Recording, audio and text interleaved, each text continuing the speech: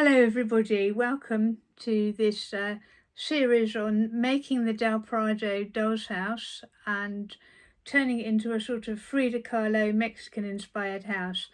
There has been a little bit of a gap. I do try and put up one video a week, but real life gets in the way sometimes, doesn't it? So occasionally there will be bigger gaps, but Linda, who I think has gone out and bought a Del Prado kit on the back of this series, never fear, I will be back. I'm not giving up. I can't, because it's a present that I've promised for a friend, so I am still plodding along with it. And this episode is the dining room table, and also a little bit of work on some plants and flowers that will go in vases on the top of the table. So I do hope you enjoy it, and I will get on with it. See you on the other side. Bye. So this is what we've got in part 22, which is, as I said, the dining room table. We have the little wooden bits for the dining table. There are only 4 pieces, and it's fairly simple to construct. I'll put that there. I've got the magazine, which we'll look at in a minute, the instructions, the bits, and the pattern, which is, that might actually be more or less the, let's just see, yeah, that is more or less the same size as the actual piece, which is quite unusual. Quite often they're either bigger or smaller, those patterns. Piece of card. So let's go back to the magazine and have a look. I think it's just going to be, we're looking at a 1960s bed sitting room, and it's showing you the sofa and the coffee table, and on the other side there's a plan for a bookshelf, plan for a sideboard, and there's the coffee table plan, and that's the sofa plans, and also the curtain and the box palmets there. So that's what you would end up with. If you made that, and I think, yep. And it's talking about how to make rugs here, and then it's talking about the electric fire and record player, which were white enamel kits. So that magazine. Now go back to the part, and like some of the other bits of furniture, what's good about these is if you wanted to make another one, then you have this ready-made sort of stencil template. I would imagine cutting out these legs might be a bit of a challenge unless you've got a scroll saw, but you do have the option to have another go at others. That bit comes out.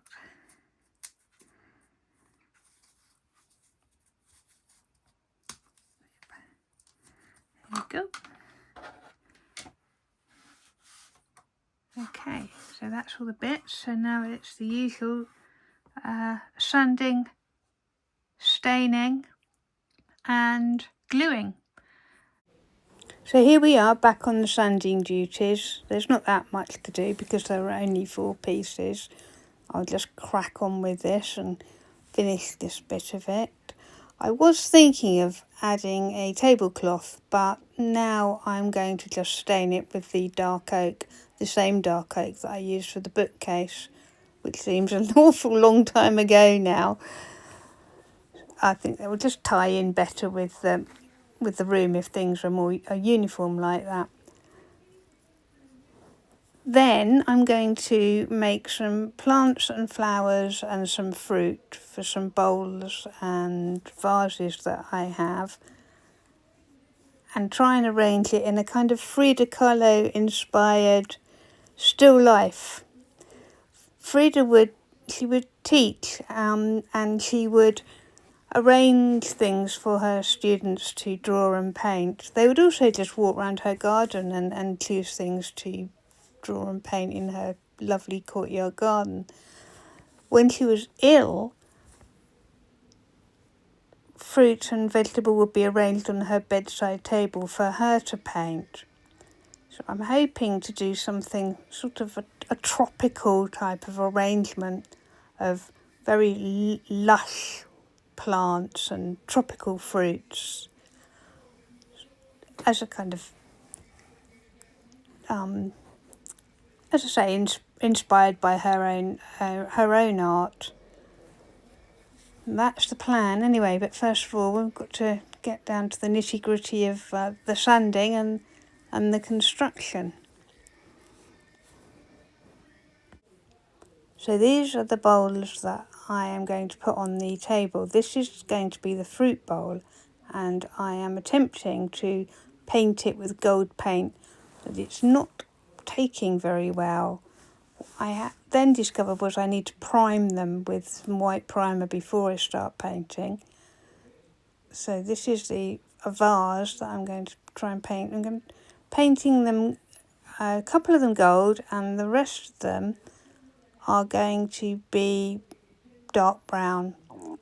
I was thinking as you can see, I've got some lovely bright colours there, but I just don't think it will work with the still life arrangement. So I'm going to have two gold things and the rest of them are going to be very sort of dark, earthy colours. It's going to take a few coats.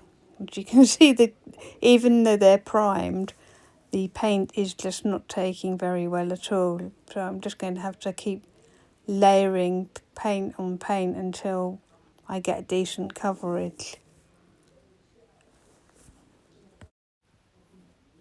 So now we're back on the table construction and just gluing the bottom circle bit to the big circle. Because there are only 4 pieces, there isn't that much gluing to do. It's just really a matter of putting this circle on here and then gluing the 2 leg pieces together. And then when that's all dry, gluing the legs to the table bit. But I'm going to tape that down, I think, with some masking tape.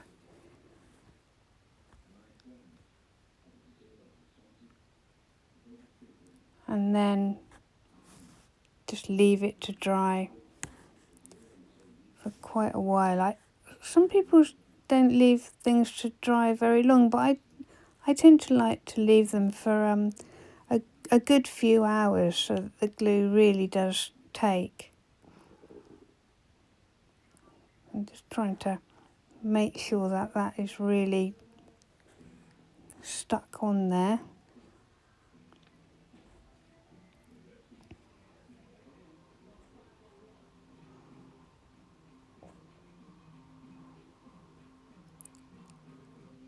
And the legs were trickier than you'd think, really, to get them to stay in a cross shape at the top, a sort of right angle, I suppose it is. You've just got that narrow bit there that's going to be glued. And you want to try and arrange it so that it's at that right angle.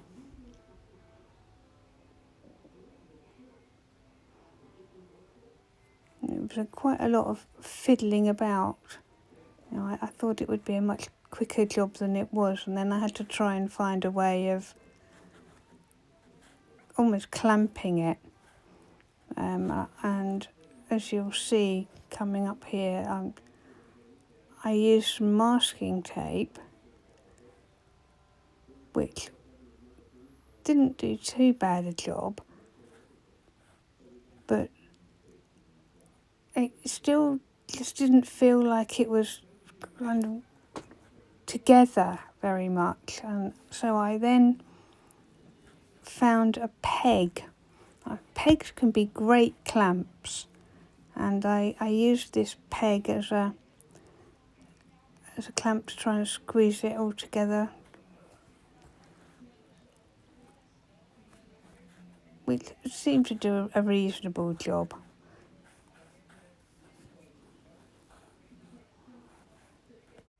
So the pots are done, and now I need to start making things to put in them. I've got these flower kits from the Miniature Garden. I got them on eBay. I think they were about £3 or £4 each. And I've made one dahlia so far without any leaves on it as yet. They're fiddly, to say the least, but I will persevere. The dahlias are the national flower of Mexico, so I want quite a few dahlias. I've also got carnations and a giant sunflower. I'm not sure I've got enough flowers here, but I want to make quite a few sort of lush green plants as well, and I'll make those with things that I can print freely off the internet, I think. And I also bought some green crepe paper to play around with. So this is the first stage of what might be quite a long process of making things to fill these pots. What you get in the dahlia kit are these little leaves, the petals, kind of middle bit, and some stars and some instructions. So the instructions are not too bad. They're you can kind of follow them. I did get a bit confused at one point. What I did get confused with the petals with, you need to make sure that you stick these bits the right way round. Initially I stuck them the wrong way round, so yeah, the rounded end goes on the outside of the flower. Difficult for me to show you. See if I can turn the light. There. Oh, you also get, where it's gone, you get these little kind of yellow dust. There it is, to put in the middle. Well, I'll have a go at making another dahlia on screen. I won't make all of the flowers on screen because it's a truly tedious business. But I just thought I'd show you what I got and what my plan is, so that if you wanted to make some of these, you know where to get them from. You start off with a long bit and a circle. A pair of tweezers is fairly important. What they want to do is impale the middle of the circle on the forest wire. That one's just catapulted itself off somewhere, God knows where. That didn't work very well. What I did last time and what I will now do again is stab it with a pin.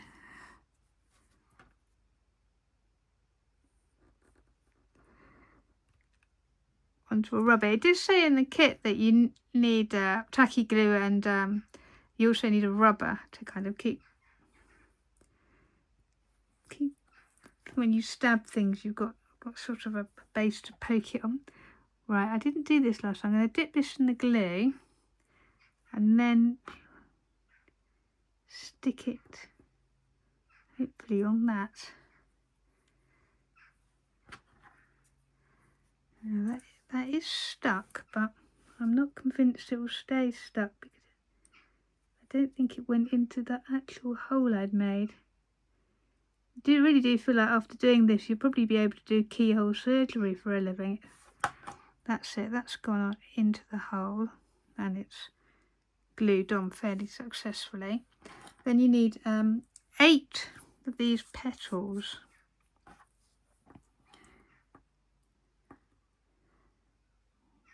One,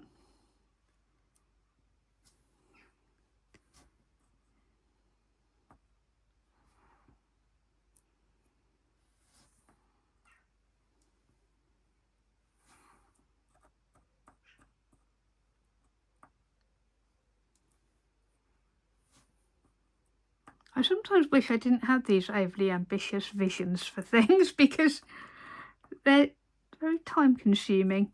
But once I get, I don't know if anyone else is like this, once I get an idea in my head about how I want something to look, I'm not really satisfied with doing anything lesser than that. So I just have to kind of go with it, really.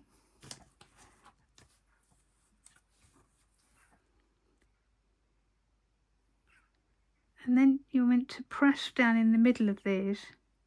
Some of them are a bit stuck together, so when you press down, there's 2 in there.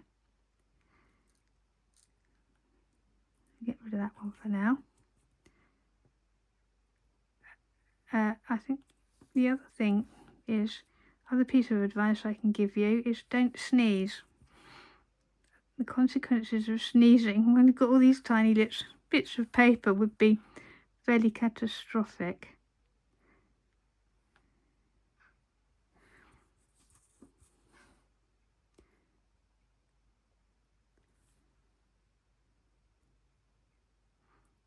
Right.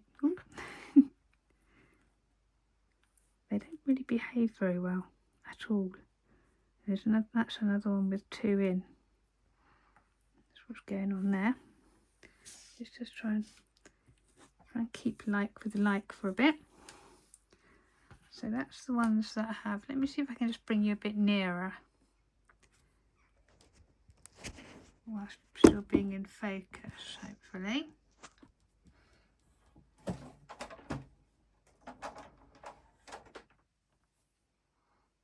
And then it's a matter of sticking 8 of these around this circle. What I'm going to do is cover the circle in glue. It says you're meant to dip each petal in glue, but I don't think I've got that in me. I did try it and it's immensely fiddly. So I'm just going to do it like this. Cover that in glue. Yeah, we're getting out of focus a bit at this. I'm going to have to zoom back out because we're terribly out of focus. That's better, isn't it? You're a bit further away, but at least you're not blurry, as they say up here.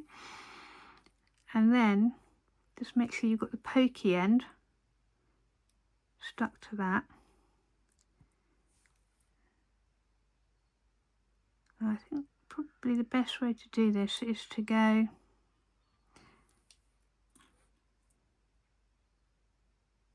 all 4 corners of the clock.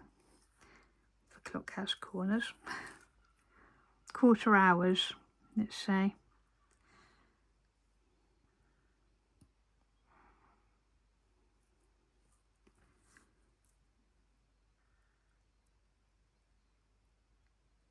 And then fill in the gap.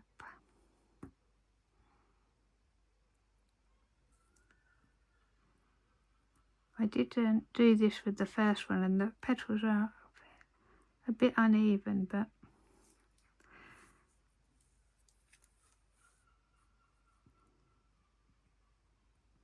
oh, there's 2 on that one, isn't there?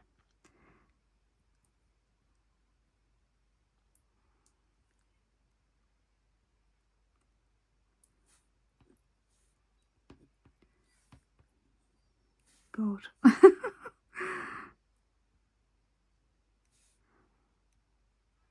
That's upside down.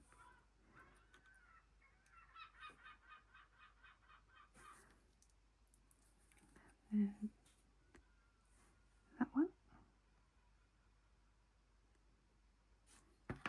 And then I'm going to put a little bit more glue on that.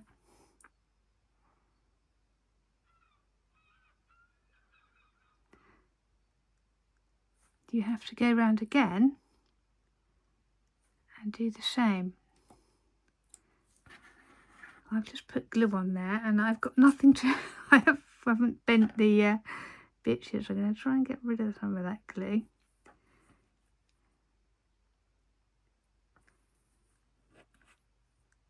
If I wasn't demonstrating this, I'd probably just leave this one to dry and do another one and then come back and do the second layer, but because I'm trying to video, I shall try and do it all in a oneer.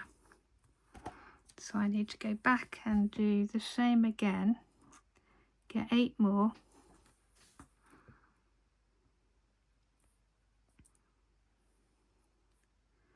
Sometimes, you know, I could just stop and come back when it's finished, but sometimes it's worth showing people the whole process, because otherwise you get the idea that, oh, well, they did it in an instant and they seem to have done it really easily, and here am I piddling around.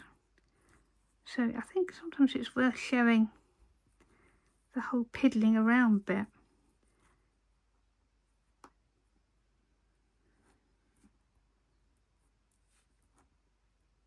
How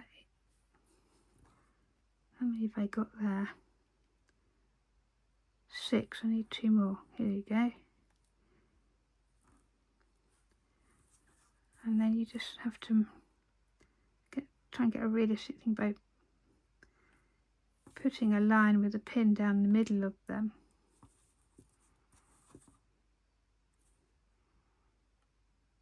And also that if you have got ones that are stuck together, this helps separate them.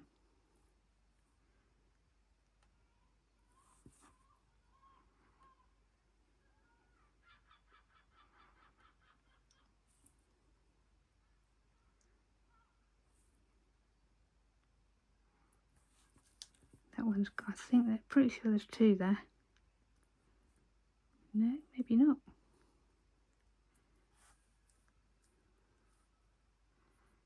No, is that? Yes, that is, yes. 2, 3, 4, 5, 6, 7, 8. Yeah, there we go. There's 8 more. So now we're back to this. I'm going to put another blob of glue now in the middle because I've got something to stick it to. And go around again, kind of filling in the gaps.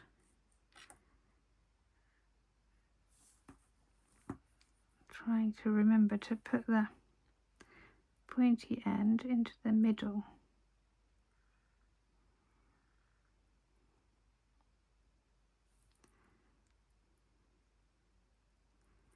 I have some of these in my garden, they're beautiful. I do like dahlias.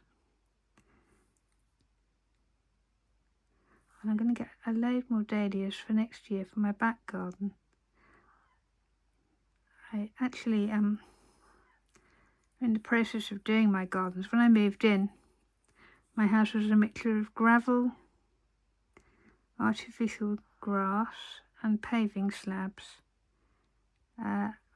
most of which is now gone. But I did the front garden this year. I spent a lot of money on plants. I didn't have very much money left for the back garden, so I ended up planting a lot of potatoes, which have actually done really well. They're huge, they're like triffids, but they're not very decorative in some respects.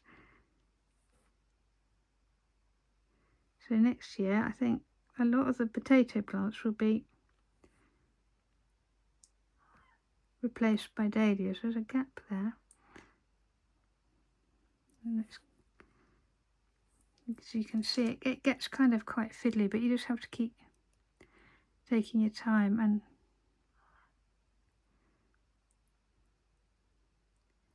trying as best you can. Now that one there, I don't like how that is. I'm going to take that off. We've still got 3 more to put on. Sometimes the glue gets onto the tweezers and makes life even harder.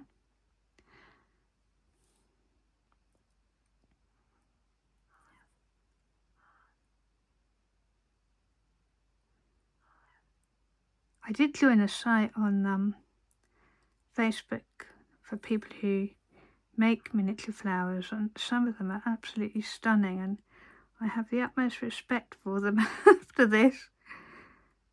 It's not my forte.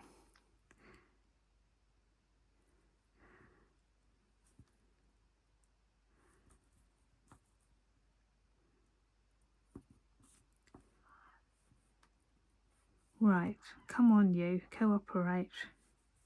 You're the last. Where's the last one, isn't it? When you think you're nearly done, that causes you the problems. I'm gonna put that there, I think. Oh no. A friend of mine once said she was taken to an art film by her father, which consisted of a man walking across an empty swimming pool with a candle that kept blowing out just before he got to the other side. He got a little bit further sometimes, and you thought, oh, this would be the end of the film. But then the candle blew out, and it went on for something like an hour and a half. This man just walking across an empty swimming pool with a candle that kept blowing out, so he went back to the beginning and relit it. I think I've just done my own miniature version of that film. Right, so then when the petals are all on, I would say to your liking, but I mean by this stage you just don't care whether they're to your liking or not, you just want it over with. You then just sprinkle some of this dust in the middle there, and burn it off. See if I can get a bit more on the middle. And that's that one. No leaves and no buds as yet. So I shall carry on making these for as long as my sanity allows, and then stick the leaves and the buds on. Goodness me, that was 16 minutes of my life making one very small flower. Oh, and I've got 2 more kits to go and quite a lot more of these to go.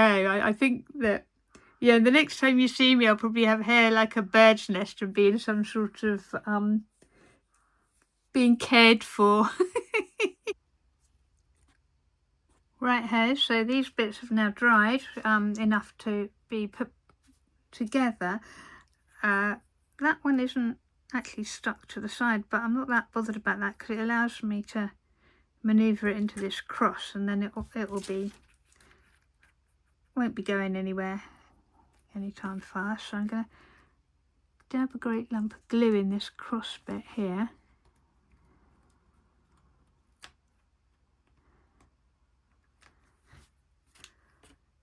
And then stick this in.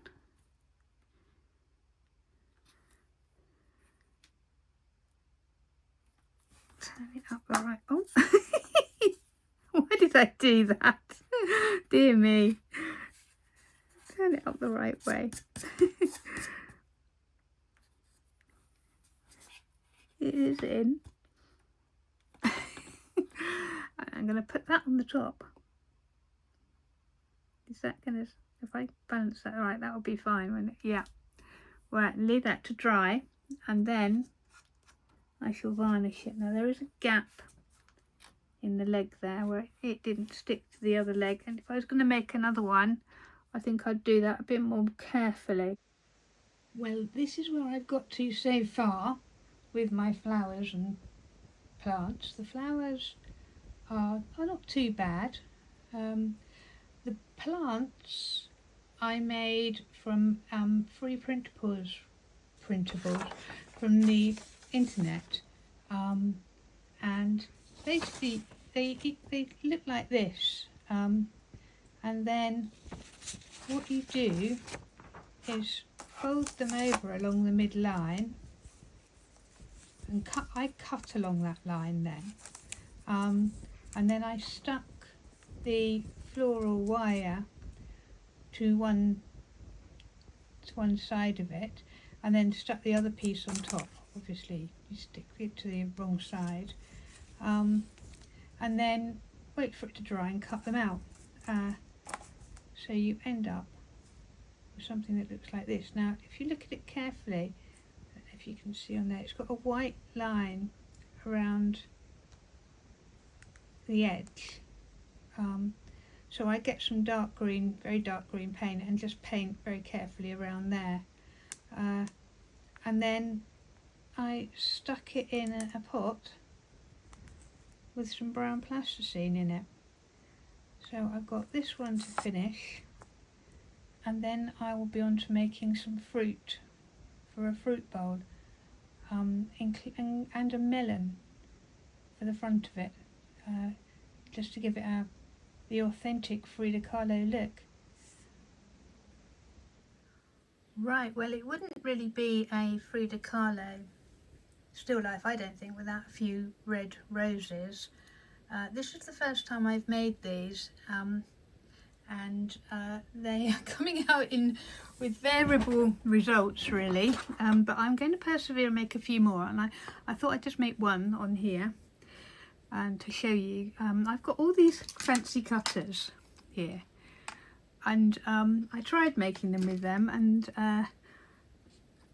all you really need to make these rather lumpen roses is a craft knife and a pin, in my experience. What I've been doing, that's got a bit of green in it, is just getting tiny little balls of clay and then flattening them so they're really quite thin, and trying to make a sort of petal shape so it's narrower there than there. And use my craft knife to and to begin with, what I do is just sort of roll it to make the beginning of the rose, and then I'm just continuing to make these sort of rough petal shapes. My mum once went to cake decorating classes, and they were given the homework of making some fondant icing, I suppose it would be, roses. And when she went back, the woman said to her, "I said to make roses, not cauliflowers." Mine are kind of a similar thing, so I don't know if you can see that. It's so difficult, isn't it? See, I've got paint all over me as well. So that's the first rose, and I kind of just tip it back like that, the first petal I mean. And then basically I just go all the way round, adding petals. The clay is actually getting a bit warm now, so it's getting quite hard to work. I'll make a few more of these petals.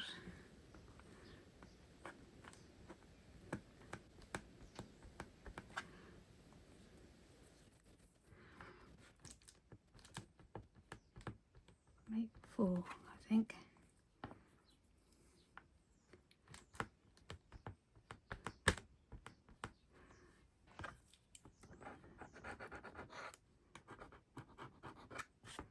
I usually work on the tile, but the tile didn't really, it glared off the light, so I thought I'd try this white tray. Okay, so that's that one. So let's just curl the next petal round. Please excuse my painty fingernails. And then you just kind of work your way around, putting these petals on, and depending on how open you want the rose, adding and sort of bending them round. And I'm going to try that with a kind of ragged edge there. I think that, not all roses are perfect, are they?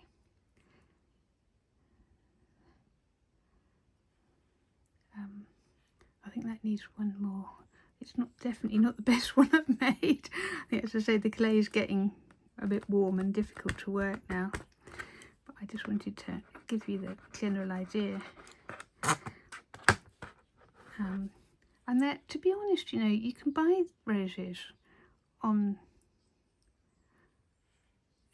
line on eBay and places, and these aren't any worse than some of the ones I've seen for sale. So, you know, why not save yourself a bit of money and just do it yourself a bit?